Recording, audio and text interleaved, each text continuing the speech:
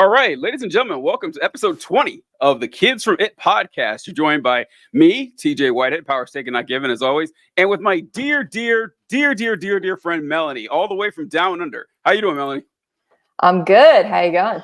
Hi, Fantastic. yeah, you'll hear the down under come through every once in a while. You know, I was going to mention that when we were backstage, that when I hear your voice now, I do hear like the hint of it. It's like someone sprinkled some Australian accent on there. You know, I imagine this is inevitable. It's living in the area. How long you been there?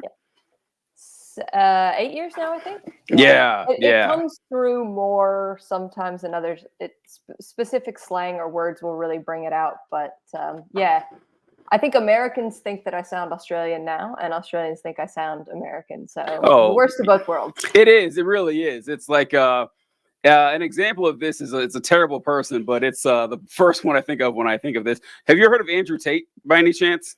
Unfortunately. Okay, all right, the misfortune.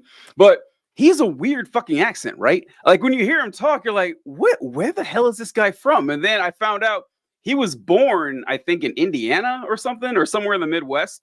But he left for Europe, for Britain, when he was like 4 or something. So his accent is all fucked up. So that's why he's so you know. To the Aussies, you're never gonna sound like one of them, I imagine. Wow. And to us, it's just like, what's she doing here? What's going on? What's she trying to pull over on? Something on. Yeah. I was talking to a friend of mine, and she went to Outback Steakhouse, which I'm sure you know, but folks, not an Australian restaurant. It was started in like Boston or something. I remember it was just like some Americans came up with this and thought it was a cool gimmick, and I was very disappointed to find out that it wasn't Australian. But anyway, she went to an Outback Steakhouse, and the waiter they had did this really like bad fake Australian accent. Like he came up and he started talking to them. They're like, wait a minute, is this real? Because it sounds awful. And they was like, okay. But then as the night went on and it got more stressful, the accent just kept getting worse and worse. And I was it's like, man, a hard accent to intentionally put on. It is actually, it's very difficult. And Australian actors are quite good at putting on American accents. It's funny. A friend of mine who's an actor, because I work in film, just got a gig doing a commercial for Outback Steakhouse because he lives in LA now. Oh. And he's like, as soon as I had to try to pronounce it, I started phrasing. But it's a very hard accent to do. If you're American, you should try it sometime. It does not go well. I remember you telling me one time that someone heard you say bananas in pajamas and it freaked them out. Oh, can you tell that story? I remember you telling that. It was so funny. Well, it just, I think they had used to dub it, and these kids, so I said, yeah, bananas in pajamas. And they're like, what? I'm like, there's the kids show, Bananas in Pajamas. And they're like, you mean bananas in pajamas? And I just said, what? Yeah, and of course there's a magpie. Like it's Australian. It makes sense. It was basically like the proto Bluey, but it had just never really occurred to me. Yeah. That is funny. It's funny thinking of kids saying bananas in pajamas. It's just very funny to me. I think of little children saying that. Like that really throw me off. And you can hear it though. As soon as you try to do the Aussie accent, it comes out as like a weird posh British. Yeah, you know That's how it does. So does a Southern accent. Like a Southern accent, like if you speak I it, lived down south for a while, so I can do the drawl. Yeah, I began to notice that a Southern accent sounds suspiciously, or not suspiciously, but I mean, it sounds very similar to like a British one. I can see that lazy. It's just like slow. Yeah, it's like a slow down British accent. Where like, I mean, I guess you could say that for all American English accents, as they descended from British accents. But I can see the correlation really strong in the Southern accent, and so the Australian one, I can hear that too. It's interesting. Another strange one is South African. That's the South African English accent is a bizarre like one. Kiwi, New Jersey. South African, like they're all in this little weird Venn diagram. Yeah. The New Zealand one. For some reason, the New Zealand one and the South African one sound more similar to me. Very similar. Than the Australian, and which you would figure would. It is 100% true. Yeah. And one last thing, well, two last things about Australia is I remember being really annoyed. I watched ESPN when I was a kid, and it would always say Foster's Australian for beer, and I'd be like, all right, Australian is not a language. This is weird. I guess, that's it's just an odd thing to say. And Vegemite. I remember a guy we went to school with, Mike Sturwell. We called him Stu. He went to Australia years ago, And I remember him saying, "Hey, TJ, I had some Vegemite. It was awful." I remember him saying that it was terrible. So, what's your I mean, have you tried it? I guess I should ask. It's Okay, been so Vegemite tastes approximately like earwax. And I have to say, unfortunately, literally within the last 6 months, I have finally found a use for it, like a taste for it. okay. Um, yeah, it's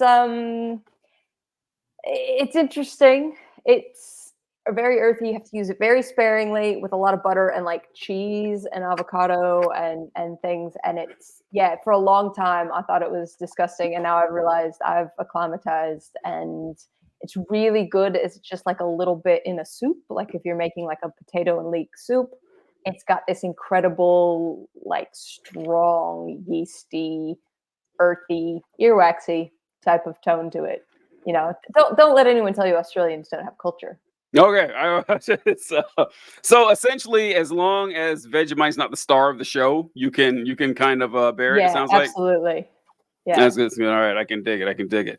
Well, all right. So on this show here, we try to dig deep into the past of the independent fundamentalist Baptist movement and everything, and just talk about our experiences. Because it's like you said on the message you left me this morning, talking about it in Australia, and you've seen that in the States too, but I'm sure it's way worse somewhere else. Where you mentioned, oh yeah, I kind of grew up in this weird ass cult, and I had to go to these schools. And it's like, oh yeah, I went to a Catholic school. It's like, no, no, sorry, it's not the same. It's just not quite the same at all. But Melanie and I attended college together at currently Maranatha Baptist University and in Watertown, Wisconsin. And we've talked about this place before on the show, but I want to get there eventually. But first, I want to delve a little bit into your background. How you grew up, where you grew up, and how you first got involved in this movement. Well, I grew up in San Francisco, Bay Area, and it's weird. You kind of have to talk about my parents, to figure out how I got involved, because my parents, I think, my mom grew up Italian Catholic, fairly just culturally Catholic, like a lot of Italians. And then my dad grew up Baptist, but like sort of nominally Baptist. And if you look and, you try to almost when I first left, you try to figure out basically you're detective, and you're trying to piece together, like, how did they get involved in this? Right.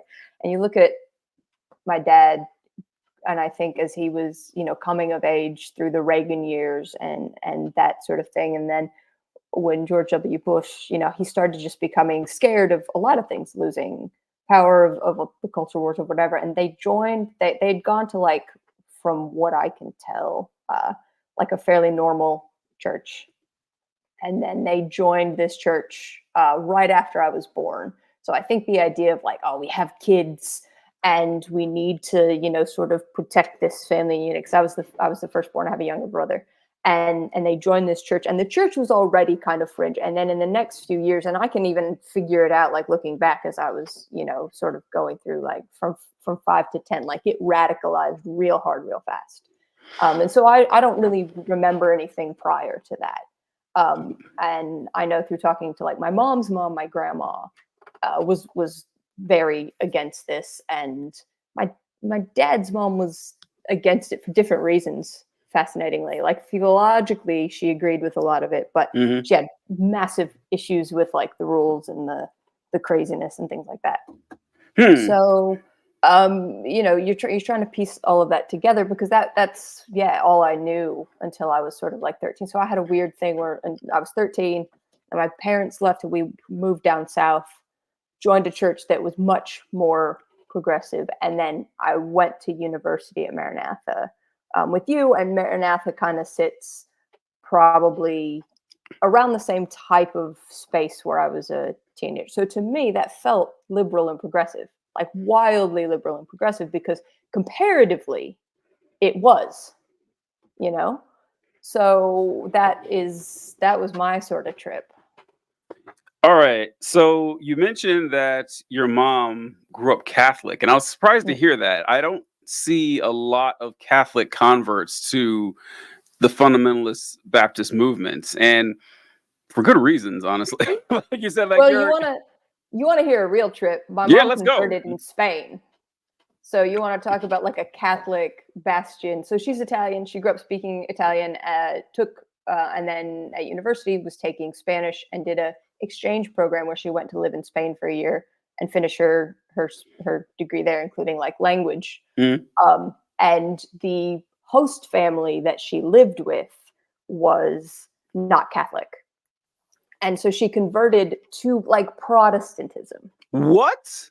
Yeah, so like Wait, not wait, independent fundamental Baptist, but wait. like Protestant. Hold Yeah, on. yeah, yeah.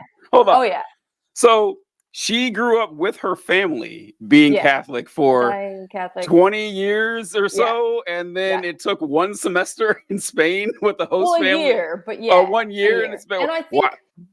I think a lot of it is that my mom's family is culturally Catholic. Ah, Like there most it is. Italians, Okay. right? Ah. Like culturally Catholic. My grandma went to mass, Mhm. you know, and all that, but they were not hardcore Catholic. And Okay. when she lived with this family, they were a lot more like actively religious, I think was the thing. And there were some other things that had happened in my mom's life. I think that, you know, I think the interesting thing about cults, right? And the family she lived with in Spain was not in a cult, but I think it was a half step, because I think a lot of people get involved in it for one of two reasons. The first is the places like that seek out people who've had massive recent traumatic events and are in grief or are in pain or have had deep loss that they're trying to fill. And the other is that there are people who are desperately looking for a way to change the world for the better, and are looking for a framework for that, or looking for a community for that, or looking for something that they can do there. And I think that my mom was looking for something, and this was sort of like a half step. And again, like she grew up Catholic, but not strictly Catholic. Like she went to a Catholic school, Mhm. you know, and she probably went to mass. Like my grandmother goes to mass every week, but the rest of the family probably went to mass like 3 times a year, you know, on the high holidays and that sort of thing. So I think Okay. my mom was looking for something that was a little bit more involved, intellectually stimulated, what have you. So then she converted. She came back and she met my dad, who was already Protestant, who was already like Baptist. They got married, and then they probably about, I don't know, 3-4 years later, like I said, right around the time they had me, joined this church that was another step further. And then that church radically, you know, evolved over the next few years. So Yeah, mm, story. That's the oldest time. The what you mentioned there about how these cults, this targets vulnerable people. This is something that we talk about all the time on here, because the core members of our show, the ones that started it, were me and Kayla and Kai, and the three of us all went to the same church in Missouri, and back in the 90s and everything, early 2000s, and it was right outside of a military base. And Kayla brought up one episode that she started to notice that a lot of these churches were just sprung up right outside of military bases. And that's when my family first got involved in it. We were in Germany at the time, and we were in a military base, and my dad had he went to AA. Like the army made him go for a drinking problem and everything. And that's how he ended up getting involved in it. He met someone there who invited him to church, and then we started going ever since. And after she pointed that out, I started like every military base I've been in has a healthy fundamentalist Baptist church right outside, because it's got everything you need. It's got people who are in vulnerable states. You got people who are away from their families. You have families who are alone because their spouse is gone for a year or so at a time. And it's got everything. And then young, impressionable, yep, you've got kids. yep. I mean, look at Pensacola. Pensacola operates like at the heart of all that military stuff in Florida. And that's a huge draw for them. I don't know anything about that. What do they do? So Pensacola Christian College Mhm. is where they're at in Florida. There's tons of military bases and installations all around that church. Oh, I didn't know that. We had a Pensacola guy on once. We didn't know about Oh, he was in the Air Force. Now I think about it. You mentioned it. Yeah. So yeah, I think that's building that community is really a strong need when you're in the military and you're living somewhere 3 years at a time. You don't know anybody. church is perfect for that. In fact, I haven't gone to church in years. I can't remember the last time that I was a member of a church. But one thing I've always said is that church really nailed the community thing. It's hard to find Absolutely. a better substitute than church for building a community. I've yet to see one. I mean, there's some great ones out there, but it's hard to get people to coalesce around something like a church can do. And if anyone has any better ideas, let me know, because I've been looking for one. This is fantastic, but we'll see. And all right, I don't want to get too far ahead of myself here, but when you said Maranatha seemed like a liberal and progressive breath of fresh air, I felt the exact same way. I felt the exact same way. And no one believed me. When I was at Maranatha, I remember telling people that, first off, everyone loved high school. I hated high school. I hated every second of it. I couldn't wait to leave. And a lot of people were reminiscing about high school and how much they would love to go back. I was like, man, I couldn't wait to get out of there. And then so many people would be complaining about the rules in Maranatha. I was like, yeah, there's a lot of rules here, but they're not that bad.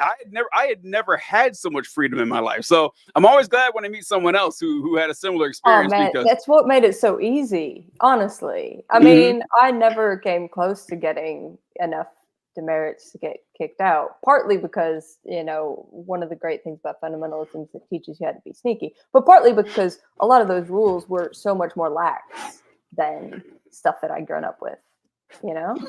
So I would like to ask you, so I think the next question I had was okay, yeah, it actually does work perfectly. The next question I had. So before I get into those, at these institutions, no matter which one you're talking about, you know, Bob Jones, Pensacola, Liberty, West Coast, or whichever one, these Christian schools, they're all going to have a rather strict set of rules that everyone has to follow that are very bizarre to anyone who's not familiar with the community. They're really going to make you scratch your head.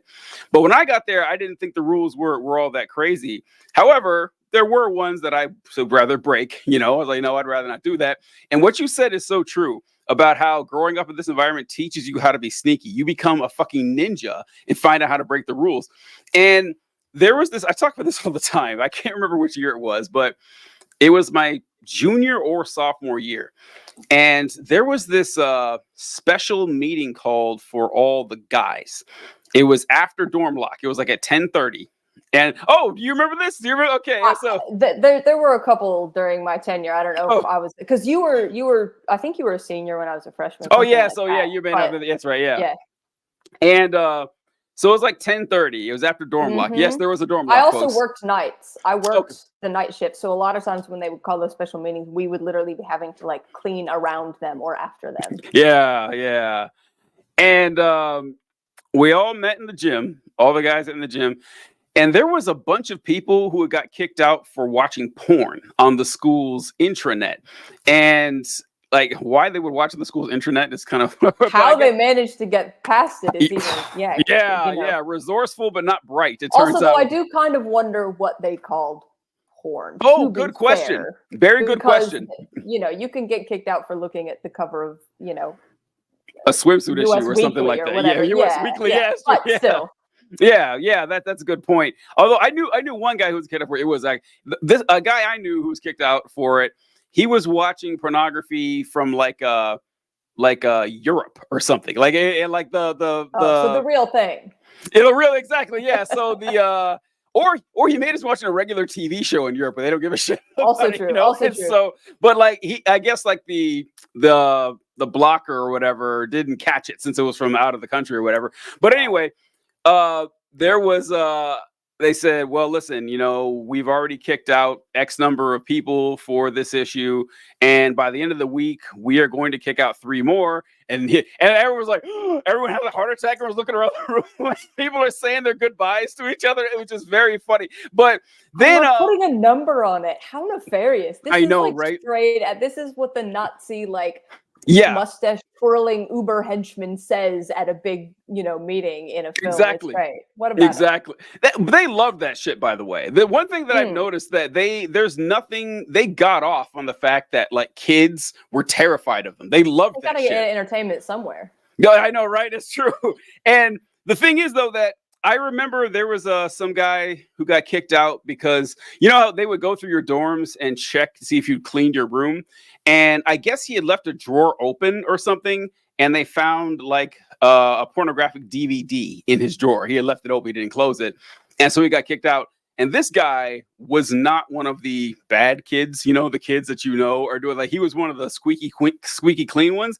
But the issue is when you're one of the squeaky clean ones, you're bad at sneaking around. You're horrible at it. And so the people that ended up getting kicked out were like the model students a lot of times. And so like the ones that Maranatha was ashamed of graduated, had no problem getting all the way through. So that was pretty interesting.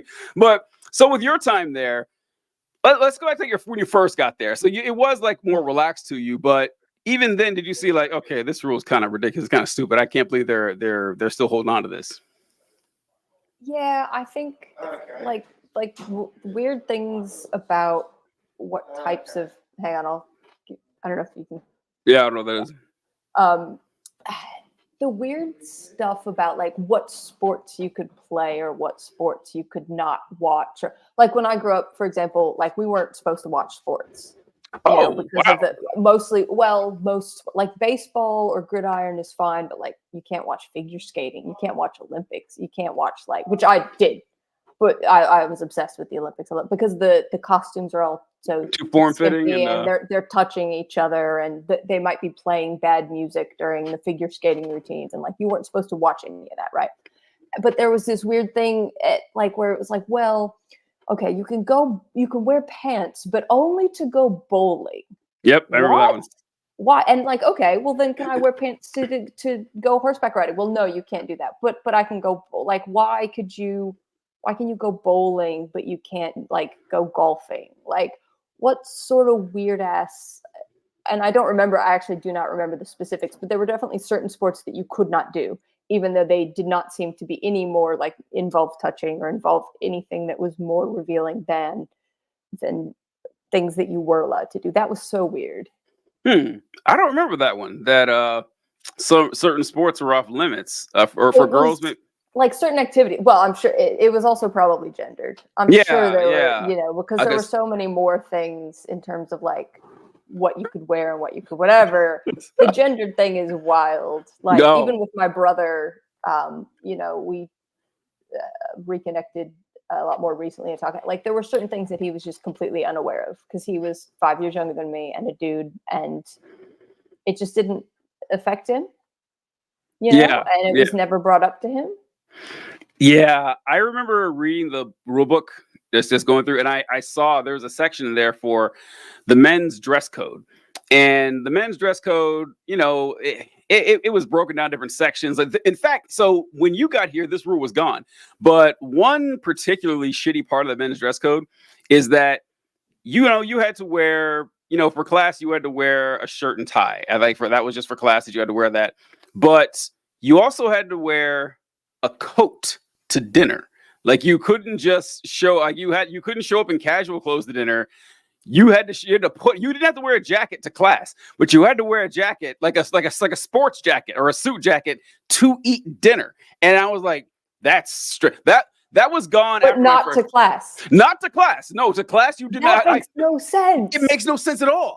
Wear it to class, but like dinner, especially the cafeteria, like it was, the cafeteria is not set up for you to be able to stay, pristine. And so I figure it must have been a holdover from some like formal gathering they had every evening. A good day to you, sir. And they sat down. That's the only thing, because we had it was a cafeteria. You stood in line. You had your tray. You sat in the solarium. And so that rule I thought was really dumb, but it was gone after my freshman year. They didn't have it anymore. But after that, the men's rules were mainly like classroom attire. And then you couldn't have inappropriate shirts. You couldn't have legalize it written on your shirt or anything. You couldn't have brands and stuff. Yeah, Abercrombie and Fitch was big back then. We couldn't wear that. That was a big deal. They have sexy advertising. I know. You cannot wear their products. And then a lot was spent on your hair. Like you couldn't have long sideburns, and your hair couldn't go past your middle of your forehead or something, and just stuff like that. But then I saw the women's section. it was like 5 times longer. It was just, I couldn't believe the detail, the fucking minutia they went into you this. talk about brands, right? And like one of the things about brands is like, well, you couldn't have something where like the brand was just like on your chest. You like if you have a Nike logo that's here, that's fine. If you have a Nike logo that's like big and in the middle, not fine, because it's like drawing attention to yourself. You know, not that good luck finding like a Nike shirt that they'd let you wear full stop, but yeah, that sort of stuff. I remember, I wish I could give credit to whoever this was. I can see her doing it, but I can't remember her name. But she was making a joke about this very thing, that, you know, the women weren't allowed to wear like Nike across the chest or whatever. And the guys didn't have a rule like that. And she says, well, the reason they don't have that rule is because, you know, they don't want to draw attention to the breast. Like a guy would need to have like Nike written vertically down his junk for it to be an equivalent rule. I thought that was a pretty funny joke that she made right there. But yeah, it was what I remember about that, an example of this from what you're talking about, is there was a section in there on hosiery. And it said that I think you had to wear it to class. I think that was at least when I remember that. But it couldn't have designs on it. And I remember I'll never forget. Yeah, you can't have fishnets. You can't have like anything on there. Lightning bolt, like nothing could possibly. Sorry, can you imagine where fishnets are? Could you imagine how that would have gone over? With the seam up the back? Yes. Yeah. I remember the book said there can't be any designs on it. And it said, think about it. Do you want that much attention drawn to your legs? And I was like, what is going on? I just remember reading that. It's like, God, that's so fucking weird and so strange. But were you there when they changed the jeans rule? I'm pretty sure you weren't, so you must just graduated after that. Before that. Think so. We could wear pants to certain things, but not yeah, I don't remember wearing jeans. Yeah, you wouldn't have been allowed to wear jeans. That was a big complaint. So the women could wear khakis or slacks. And they wear jeans now. Huh? Can they wear jeans now? Yes, as of like 2006. So I remember. I was there, man. Okay, I didn't graduate till like 2010. 11? Oh my God. Okay, so you would have been there, because it was right after I graduated, because I remember seeing the email, and because it was me and my roommates, and someone had forwarded us the email, and the email said that as of this school year, the women students are allowed to wear jeans. However, it was trying to get them passed. That's why oh man, I'm getting. Because you had to get any pants that you wore had to be checked, had to be passed. Good luck getting that fucking shit passed, man. And I was a very small, athletic, sports type body person, and I could barely get shit passed. Yeah, that's right. They literally would make you stand in line. Oh God, really? I didn't know that part. Yeah, within the dorms, it was up to your dorm supervisor. Check your clothes and make sure that they pass. Oh yeah. Like they did with music or something, but with stuff you wore every day. But I remember they had changed it to saying that women are permitted to wear jeans now, but the jeans cannot be blue. I remember looking at that and saying, what? Why can't the jeans be blue? And of course, no one knew what that meant. And they asked, they sent questions. So eventually the dean sent out a message that said, the reason that women can wear black jeans or gray jeans or pink jeans or white jeans, whatever, but they can't wear blue is because when, the denim jeans first started being made in the 1800s. Yep, it was because that's it. I kid you not. That was their explanation. And I remember reading that. It's been 20 years. I will never forget that, because it was the dumbest thing I had ever read in my life. I said, yeah, this is a symbol of the masculinity of the mid 19th century, and we don't think it's permitted or it's proper for women to wear that color. I was like, there's no way that's still a rule now. There's no way that rule stood the test of time. I must have psychically blocked this out, man, because parts of this are coming back to me. But that justification is the damn stupidest thing I've ever heard.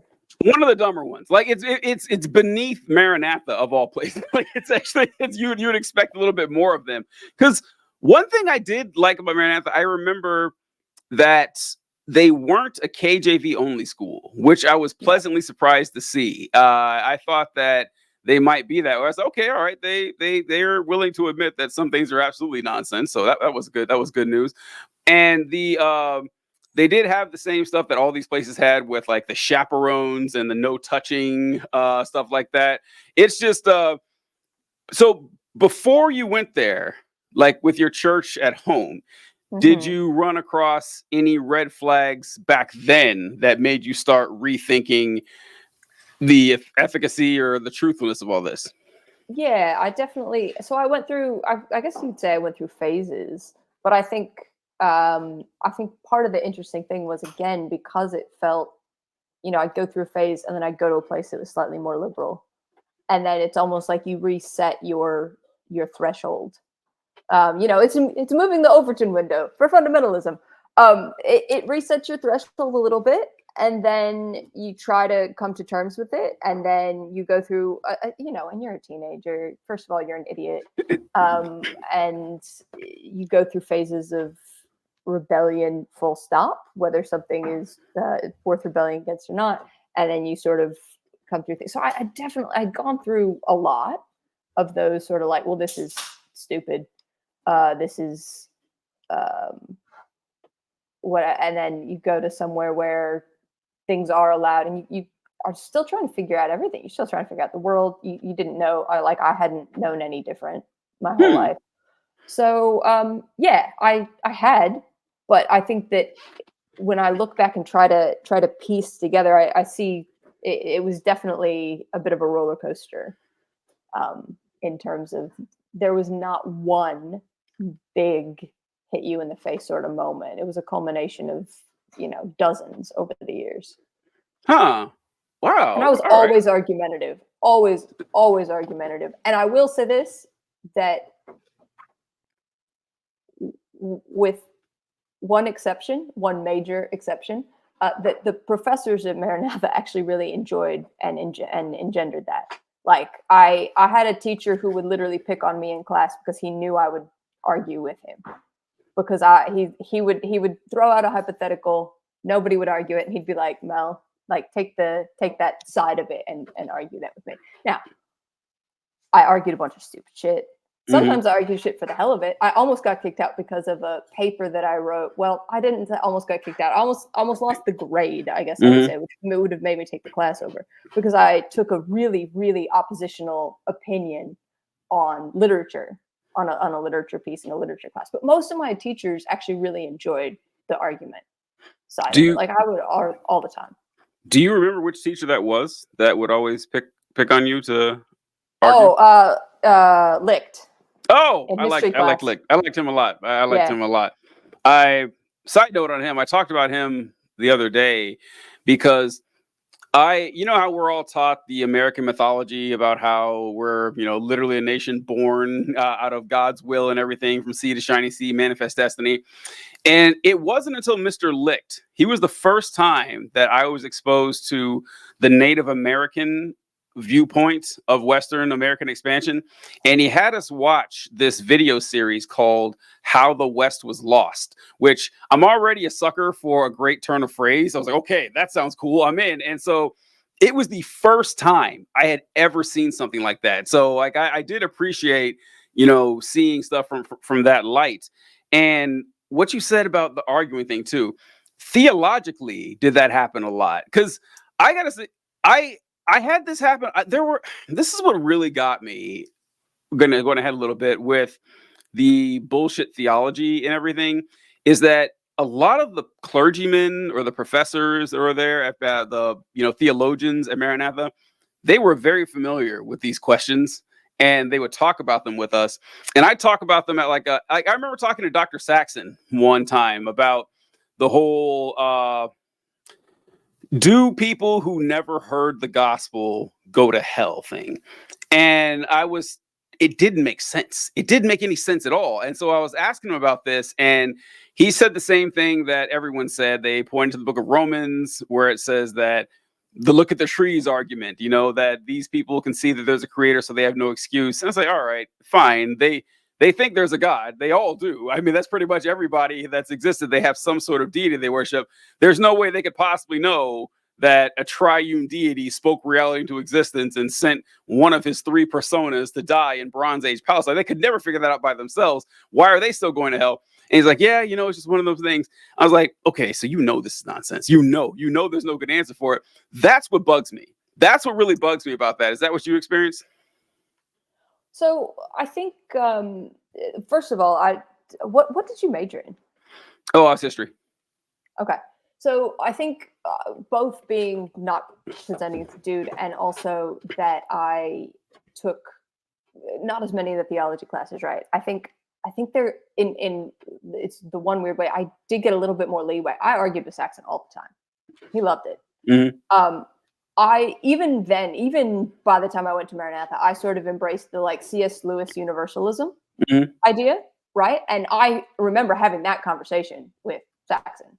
And in the end, it really, what did bug me is it felt like he would espouse that personally, but he refused to put that label on it because that label is not like the fundamental theology. It's blasphemy. Right? Yeah, but like in the end, like he would be like, well, I see what you're saying is kind of the same. And I'm like, well, it's not the same. Yeah. Universalism is not what is preached here. And it was so strange because it felt like there were certain teachers there where I feel like if you weren't here, if you weren't trapped, then you might actually be a decent person and or have decent theology because some of them were one or the other already.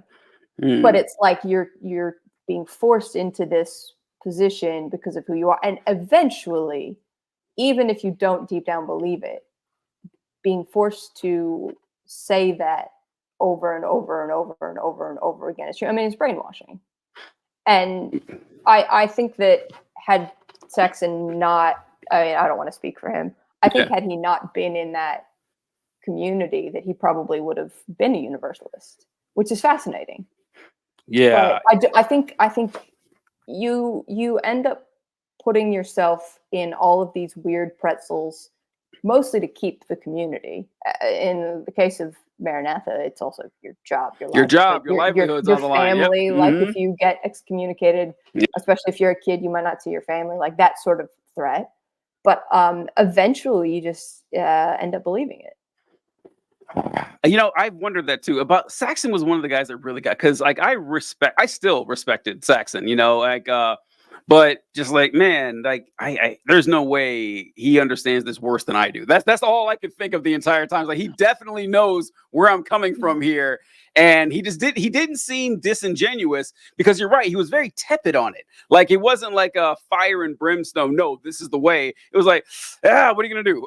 Like, really? He thought the same thing about women being pastors. Oh, did he?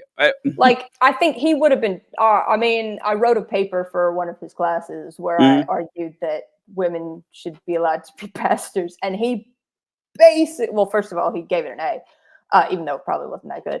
But I think your moxie. I think he 100% agreed with it, but couldn't say that he agreed with it. Yeah.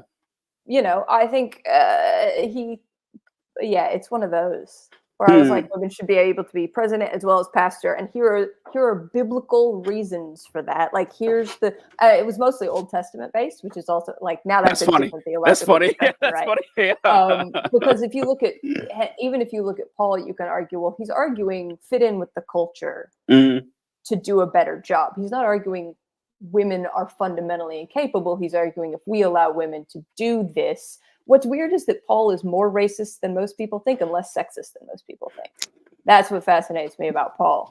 But he's actually arguing, for the most part, if you do this, it is going to prohibit the spread of the word because of the context in which you are doing it. So don't do it.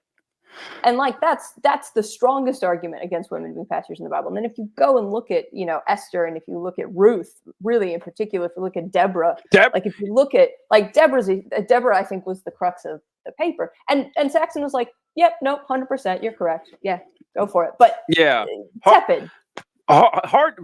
I found Deborah to be the best example. Like, very hard to argue women shouldn't be leader when she's a literal judge in the Book of Judges, and Priscilla was an apostle. And like, yeah, I don't know. It's like some of this stuff doesn't. Like, then I, found out about the biblical canon. And it's like, oh yeah, this is just a hodgepodge. That makes a lot more sense why they're picking certain things to be more important than others. Got to get Saxon on the show. Ananias and Sapphira are a really fascinating one because they did a bad thing, but they were co-leaders in the church, so far as you can tell, before that happened. Like, they were a couple that were co-leaders and equals within the church.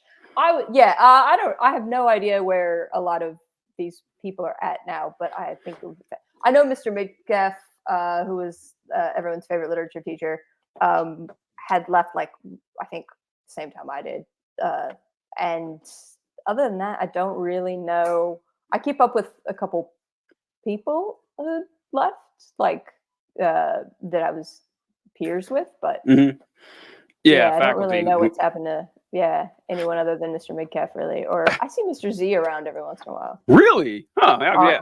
No idea where he's doing. Yeah. I wanted to point out something about, because you guys are never going to believe this, but I too enjoyed arguing a lot when I was around. You guys are never going to. It's a wonder that we became friends. I know, shocking. So, that's what I was going to point out. That you told me, I think, that one of your first memories of me was a time we were at the, I can't remember the name of the house, like the house we go to after church. And I was arguing. You remember? I do remember this. It was the alcohol. It was alcohol. Yep. Yes, and so I do. Yeah, and so I didn't know you at the time, and I was just some poor little freshie in the corner. And so you told me, you was like, TJ, I remember this one time, and I still remember doing it, where it was like, I don't remember their name, but I can literally see it in my head now. People on this Lashley, that was their name. Yeah, that was their name, and I remember the conversation came up about, hey, do you think it's okay to drink alcohol? And I don't know, it was pretty straightforward to me that the Bible says it's okay to drink alcohol. Like, many, many times. Like, it's not even up for debate. Apparently it was, because it was like me against like 7 other people. I couldn't believe it. I was floored. And I was like, no, this is just very obvious right here. You guys are delusional if you think this is literally grape juice every single time it says wine. That's insane. So yeah, it's just funny that, we find each other. It's like this place also gets you sneaky, but also turns you into like a professional debater. Like, you kind of have to be one to survive in this world. Oh yeah.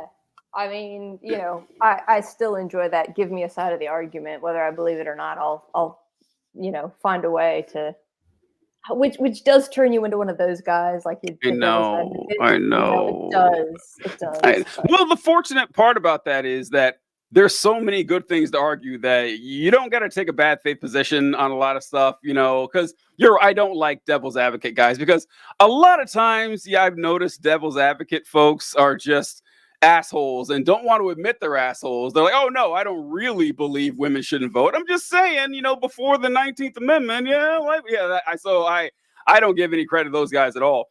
But oh yeah, not a single person I grew up with thought women should vote. Oh, okay.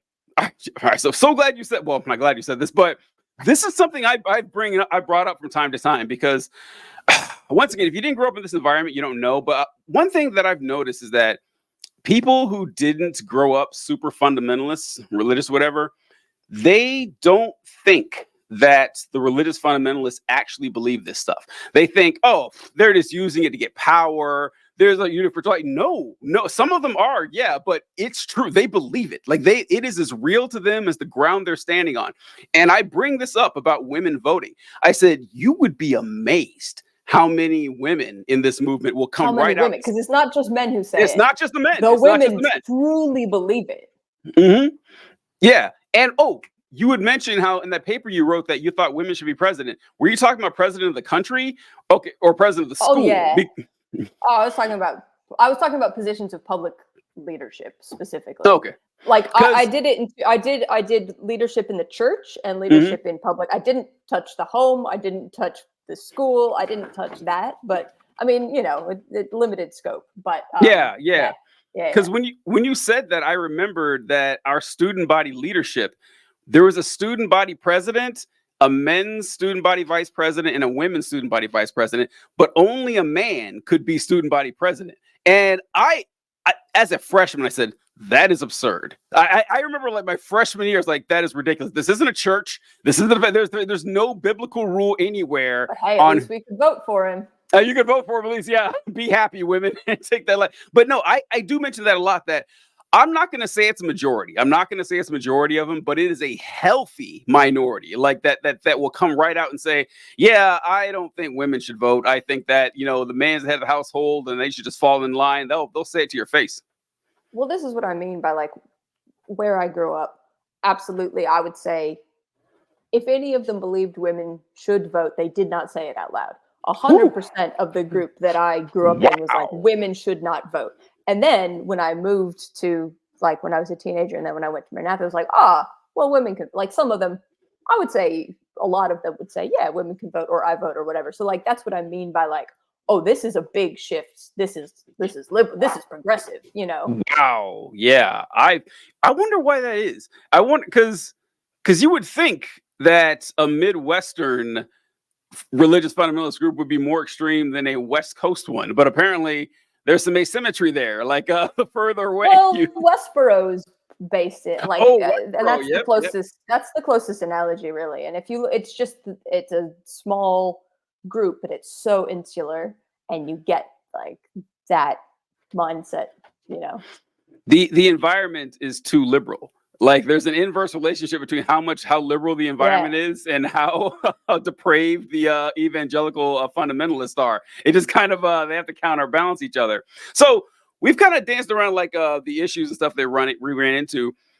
When did you make your break from the fundamentalist movement? Like when would you say that you realized to yourself that I'm no longer a part of this group at all? Did it happen in college and you were still forced to kind of go, or did it happen afterward? Yeah. I would say it happened probably, I would say by my third year, I was like, I need to get out of here. But it's hard to experience anything else when you're that deep in it. And then you have to finish your education because like to try to transfer all those credits, you lose so many years, so much money, all that sort of thing. And you have no, I'd say basically the moment I graduated. Was when I made my first break. Now, it still took quite a while. There's a lot of deprogramming that you have to do. It's not just like, you're like, well, I'm done now.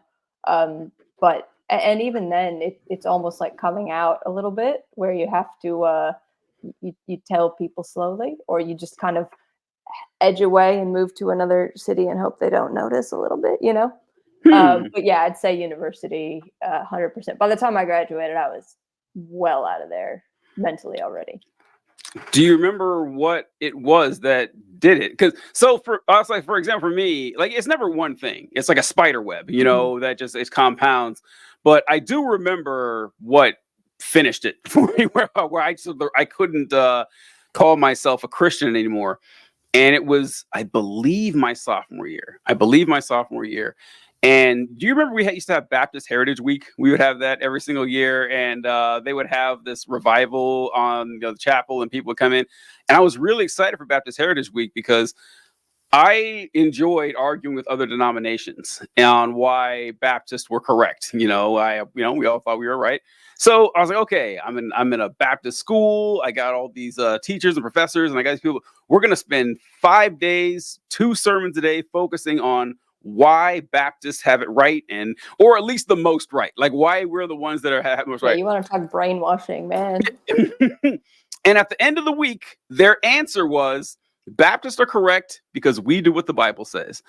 And I remember like, they would all say that. Everybody would give you that answer. You think that any other denomination is going to say, nah, we don't give a shit what the Bible says? Like, no, they're all going to say the same thing. So I started doing my own study into the formation of specifically the New Testament canon, so I could prove the 27 books in the New Testament were the Word of God.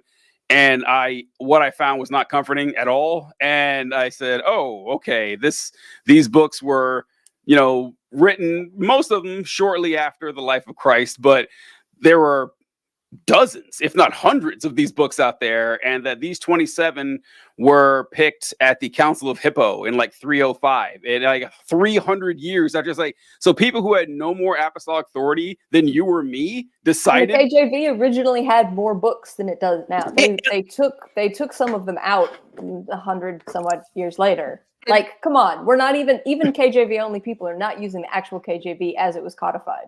That was something too, that there's no such thing as the Bible. It doesn't exist. There is no the Bible out there, because like the books that we use that like Protestant Baptists use, not the same books that Catholics use, not the same books that Eastern Orthodox Christians use, not the same books that Coptic Christians use. Like, there are different Bibles all over the place. And then you start, going into like, well, Bibles that are updated and revised and stuff. And it's like, okay, there's no way. Which is actually fine. Mhm. If you admit that that's what's happening. Exactly. Stuff's revised all the time. The DSMV is revised all the time as we find out new things through science. But it's the fact that they fucking absolutely refuse to acknowledge that it's even happened. It's insane. Because that would take work. That would take work in saying, okay, well now, and then an explanation of like, well, there were political reasons why these were taken. I was like, okay, so, God's not controlling all of this after all. And then I said, okay, listen, I still believe in some sort of, prime mover, divine artificer that got all this going. I still believed in, I was like a pantheist or whatever, but I could no longer call myself a Christian. I still had to finish school there. I still had to finish school, of course, but I had to drop it all. Yeah. Was there like a moment like that for you at all, where it was like, okay, I got, you kind of shrugged and like, this is it? I think I probably had a moment. I think the moment with the institution is actually a lot clearer to me than I think the theology thing just happened over time. And I also think that there's something about being queer where at some point you realize that fundamentally I am this, and I know that I am this, and I am not these other horrible things that you say. These things are incompatible. Like, you can be a bad person or you can be some of the things you say, but that's not innate with my queerness. And I think when you come to terms with that, then everything breaks apart, right?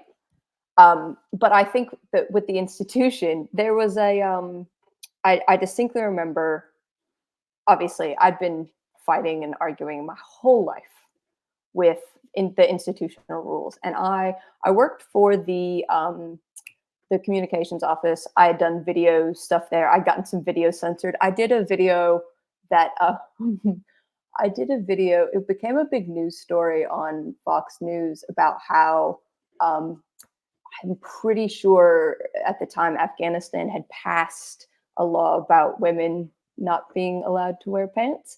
And I did a completely straight-faced story about how that was like quoting the Fox News thing about how that was bad. That was very clearly about Maranatha.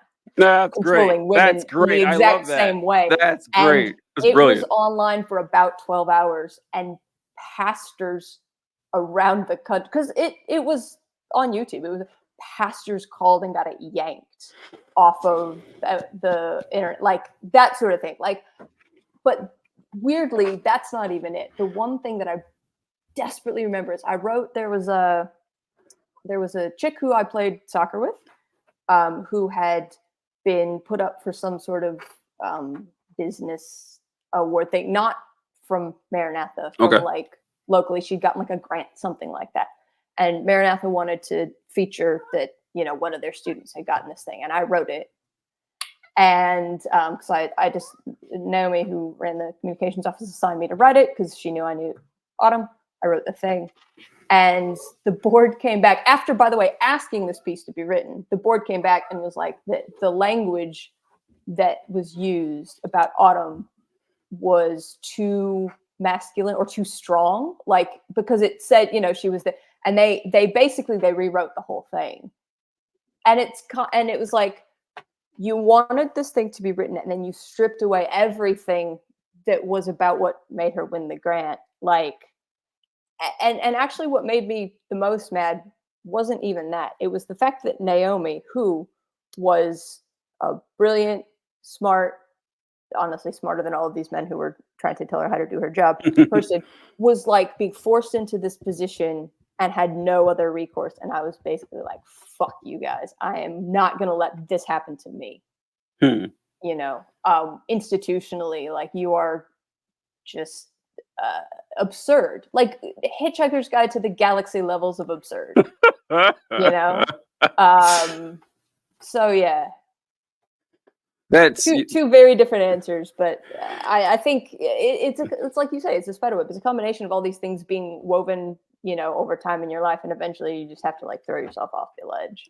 that is wild that they scrapped the article because she wasn't presented demure enough for them. Yes, so the demure. article.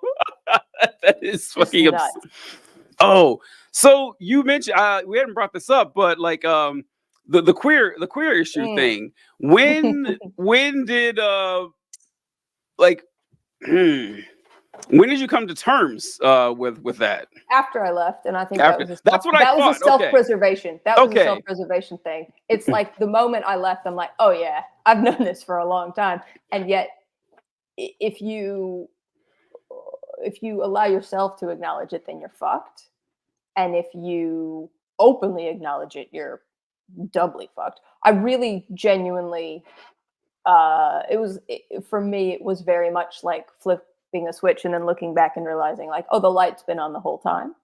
But it was a very sudden, so like I think it's something in your psyche that just goes. But what's really funny, I mean, not funny, anyone who's done this sort of thing will get it. Like I had, my aunt was gay, and had been her whole life, and my grandma was completely open and accepting of that. Again, as an Italian Catholic in the, you know, whatever. And so I think a lot of my being like, you have this wrong about gay people, even when I was little, even when I was like, you know, 10 years old, sort of came from that. And then I was always like, I think we're badly misreading this theology about gay people, and gay people are fine, and you should accept gay people and whatever. And then you leave and you go, oh, hey.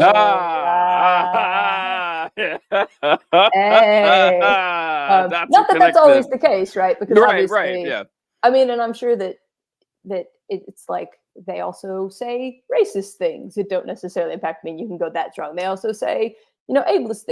They say all of these things. You name it, they'll say it. You name it, they say it. But I think that at some point there's this fundamental incompatibility with what you know deep down about yourself and what they're saying about this thing that you know about yourself, and you're like, that you have no fucking idea. That doesn't jive. Yeah, that's true. I want to pop up. Do you remember Heather Leverett? She was a Maranatha student too. She says, "This is insane." I recognize that name. Yeah, she was a Maranatha student. She said, "Wild." Yeah. It's crazy times out there at Maranatha. Yeah. So okay. So yeah, because I remember we were talking to you. We were at Bar Louie. Yeah, I think it was right. It's like it was. I remember we were talking. And you asked if I suspected that you may have been queer. I was like, yeah. I said, I said, yeah. I kind of suspected this the whole time, but what am I going to say? But when did so you talk about how it's kind of like coming out, which I don't have any direct pair. You've done both, but like coming out and telling people that I no longer was a believer. I hid that for the better part of a decade, for about 7 years. I didn't tell. Well, I told one person. That was the girl I was dating, and we broke up. But I didn't tell anybody else. And the weight just was terrible on me all that time. And I finally told everyone. And after I told everyone, I became a massive prick. Holy shit. Like the fact that anyone is still... You have to swing really hard. I did the same thing, man. Yeah. I swung so hard where I was basically like, if anyone believes in any aspect of religion, they're a fucking moron. Okay. Yeah. Terrible. But I think when you're so hardcore one way, I think most people swing so far the other way before they can find that happy medium that you just end up being a dick on both sides. So terrible. So listen. I never found the happy medium. I still have not found that because one thing I always say is I'm no longer a conservative, but I still think like one. I still think in very black and white terms. Absolute. And I have to recognize that. my first thought, and then work through it, which is which I use to my advantage when communicating with conservatives a lot of ways, because I know where they're coming from, because it's just easier to do that. Like, life's a lot easier when you can split everything into two categories, So much easier. Oh God, yeah, it takes a lot off your plate. But and also I don't blame us too much for being like that, because one, we were right. Everything we said was true, and that's the most important thing. And second, I just felt so betrayed. Like because I knew I wasn't the only person who had these thoughts. And I knew that I wasn't the only one who had these conclusions. And a lot of these folks were ignoring it. And they found that, and they're just pretending that's not the case. And they're lying to us. And I didn't appreciate that. So, I was feeling kind of hurt, but I have grown a lot through that. I would never just dunk on people for no good reason because they go to church on Sundays anymore. I'm not going to do, not that often at least. But so what about coming out with being queer? Like, how long did that take you, and how long, or was it more difficult, or how would you describe it? I think the first thing I sort of did was after graduation, I went to Atlanta and I worked for Pace Magazine for a little while. And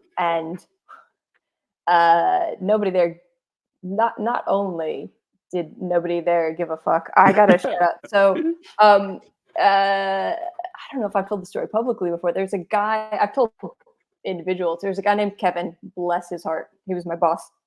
And at one point, hilariously, there was an event that was happening or whatever. There was this artist who was flirting with me very hard, and I had no idea what to do. And I had to go into this, I had to literally go into a back closet to pull out some musical gear, and he followed me. No. And no, it was really sweet. It was really sweet. He's just he's barking up the wrong tree here. No. He followed me. He's like, "Hey, are you okay?" And I was like, "Yeah, I'm fine." He's like, he clearly knew that he knew my background. He'd known sort of, and he's like, "If you need to leave or whatever, you can do that. That's fine." He's like, "Or if you want to, leave with so and so, you could do that." And I'm like, oh, he's trying to tell me that I'm being hit on and I should go for it. It's obvious to everyone. I had sort of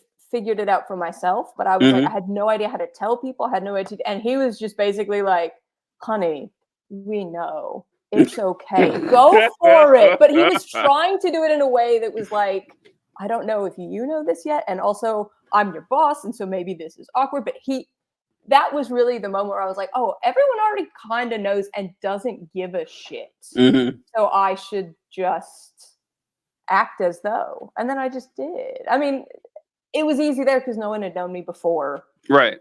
And it was a totally, and then I just started acting as though, and everyone was like, whatever.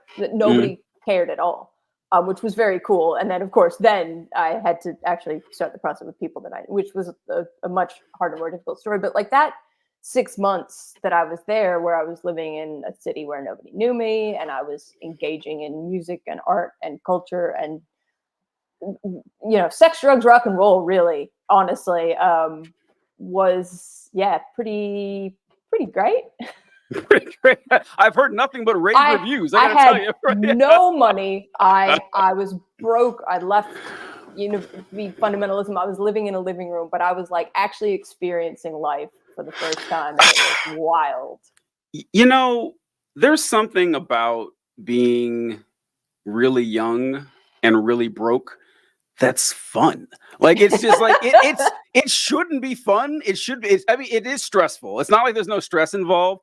But if at some point you're like, well, I can't get worse, so whatever. Yeah, it's what? It's freeing in a lot of ways. It's so there's a weird reverse of this. So I remember I bought a house a couple years ago, and the house was $500,000, and I got the mortgage for it, and so now I'm $500,000 in debt. And when I realized that, I was like, that's kind of freeing now. So like, if I want to take out a personal loan for $5,000, what does it matter? I'm $500,000 in debt. It doesn't matter at all. So like, there's a weird way that like being that saddled with debt kind of releases you. And I think you kind of feel that when you're, young, and you, at the reverse, you have no money and no assets at all, but you also have very few responsibilities. Now, if you're 40 and you have no money, no responsibility, that's not fun at all. Yeah, that's a lot worse. But Welcome to working in the arts.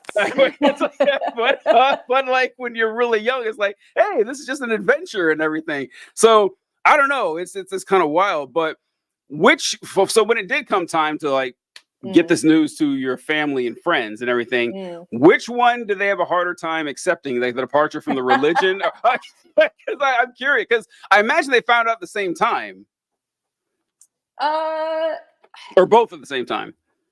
No, I think weirdly being queer was a lot easier to just not talk about, whereas being clearly, because like, what are the outward markings, especially if I didn't have a girlfriend or wasn't living in sin with a boy or whatever. No trigger point for them. But I'm clearly wearing jeans that are blue. I started getting tattoos. I'm not, I'm saying swears, like all this other stuff becomes really obvious, right? And so some of it was just like, well, I'm just not going to talk about it. I'm not going to talk about either of them, but one of them is a lot more apparent than the other. I will say that my family did not take either of them well. And I, their choice, am still estranged from some of them. And a couple of them in the last couple of years have come around. And I think, look, they have their own stories to tell, and that's, and it's still quite a journey, but I think a few of them have come further than I ever thought they'd come, and only in the last few years. But yeah, it didn't always go well. In terms of friends, I think at some point it did become, well, if this is what our friendship is based on, then I don't care if you don't want to be friends with me. That's a good way to put it. That's a great way to put it. It wasn't based right. But I have to say that I was kind of surprised pleasantly by a couple of people who were really supportive that I didn't expect. And that, I still, I think you know Dale. Oh yeah. So Dale is the first person that I sort of ever publicly, I guess, came out, like, best mate, and his kids are my god kids. And what was really funny is I told Dale, and it was the first person. He was just, first of all, he was like, "Yep, I know." He was trying not to do the thing where you're like, "Of course," and it's like I knew it's like, I know that you know, but I still have to say it, and I'm not sure how does this go.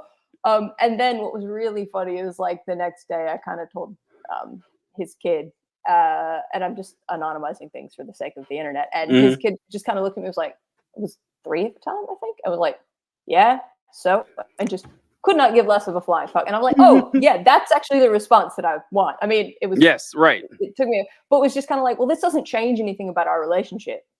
You're still who you are. Cool. I'm going to go about my life. And that's exactly the response that, you sort of want. And then, yeah.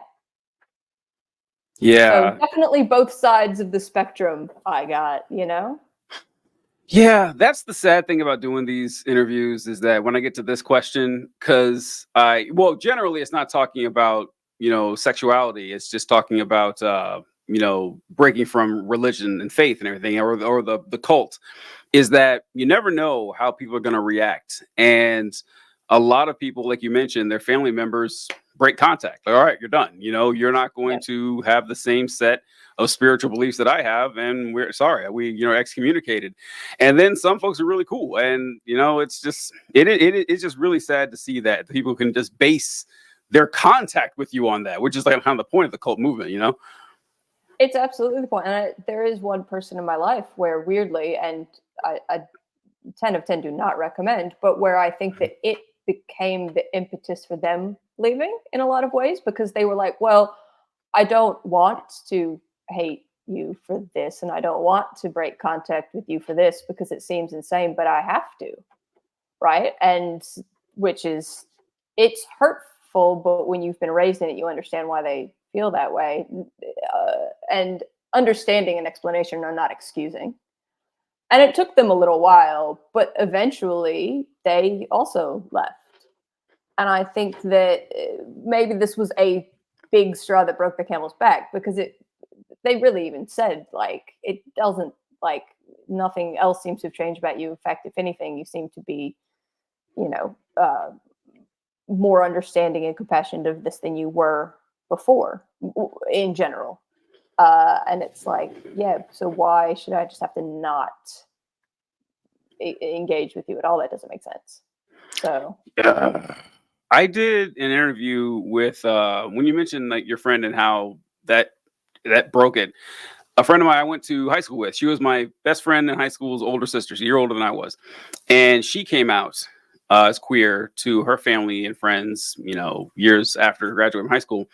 And she went to Utah and she worked alongside this family. She became close friends with them. Her family's from Missouri and she lived in Utah, and that family kind of like took her in, and like she was part of the family. She was there for all the holidays and everything like that.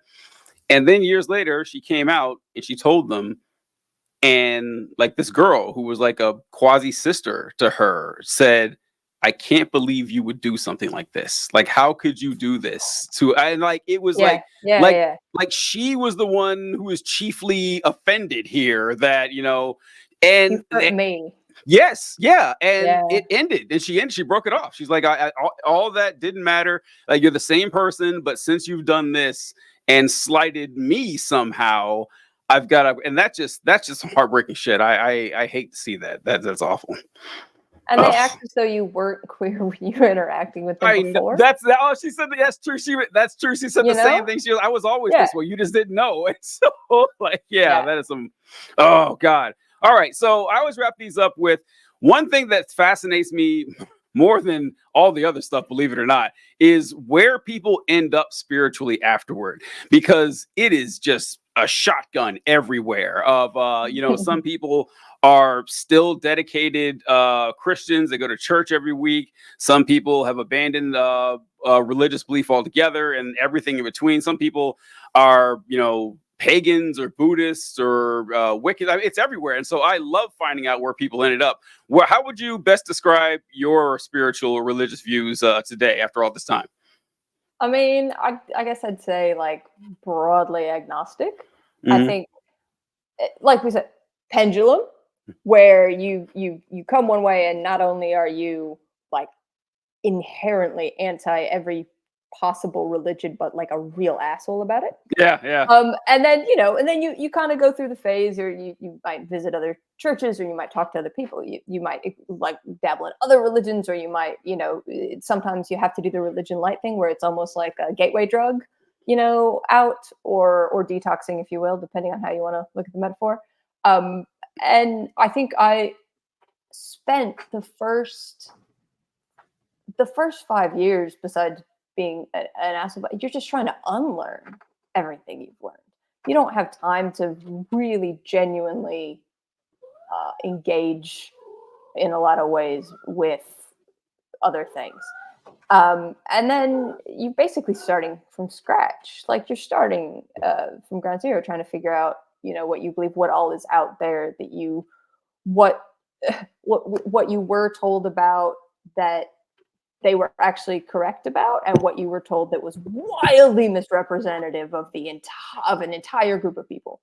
I do make a joke that there are certain things that I've come to realize growing up were absolutely true, but not for the reasons that I like. So, for example, I grew up in California. My dad has always been like very, very anti-Pelosi and anti-whatever. And now I come around and I'm like, oh yeah, she's a terrible politician.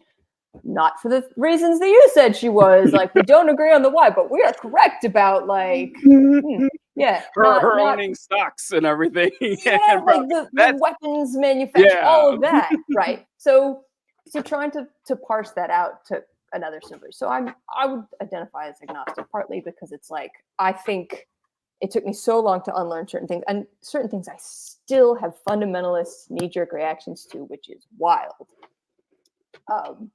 It's hard not to. It is. It's brainwashing. It's indoctrination, and it was the first, like, since I was born, 20 years of my life, you know. And then just You to can. acknowledge that I'm still. I was saying Sorry? you can take a girl out of the cult, but you can't. I mean, it's one of those things. Yeah. Kind of ingrained. Yeah. I'm sorry. Go Uh, ahead. yeah, and so yeah, that's sort of where I end up. I'm like, I don't believe in any one religious thing. I'm not even a universalist, you know, although I would say that for a long time I was, even when I was still in the cult. But I'm still don't know enough really to be dogmatic about certain things, and so I'm I'm very happy not being as dogmatic as I used to be about anything. And Yeah. so I think that for a lot of reasons, that's why I would say agnostic. Yeah. I feel you. Like it's I am happy not to be there, but I would be lying if I said I didn't miss that feeling of having all the That answers. certainty, man, is so Oh, it's like good. a drug. It's It so feels so good. great. It felt so great. All right, so we'll close up here a little bit, but if you want to tell us a little bit about what you're up to, like I see you're always working these projects in the film industry. Everything it looks so fun and everything. Like what got you out to Australia? I know that's way too long to talk about in a button-up thing, Yeah, but yeah. you know, I best you can do. Yeah, look, I work in film and TV. I've done just about everything: reality TV, narrative TV, documentaries, you know, what have you. I've recently directed some cool projects, written a couple others that I'm, you know, if you have a few $1 million lying around and you want to invest in a feature film, hey, we'll put you Hey. as executive producer in the titles. But yeah, I work in film stuff. I do a lot of writing and directing. I've got a queer footy web series coming out pretty soon that I'm very happy of. So I've also gotten really into Australian rules football. And if you have not watched Australian rules football, you are not living. It is the best parts of soccer, rugby league, and gridiron football all put together. And I've always loved soccer. Big fan. But yeah, Oh, that's AFL. right. You played. Yeah, I forgot. Yeah, you played soccer Yeah. back in then. Yeah, I And remember. yeah, so it's very gay, and it's but it's gay sports and like lots of saturated neon lighting. So basically, three of my favorite things. Oh yeah, you can't go wrong with something like that. That's Yeah, fantastic. That's fantastic. Well, thanks so much, Melanie. We really appreciate it. I really appreciate you, and every chance I get to talk to you, I always enjoy. Melanie always comes around to let me know something that I think is weird, and then like a year later, like, oh no, Melanie was right about that. Melanie was absolutely correct. That's happened more I times got than I my can. finger on the weird pulse. Yeah, it's so happens more times than I can possibly count. But I really appreciate you, folks. We'll catch you next time. All right, we'll close out here. Thank you so much, Melanie. So let me see. Make sure.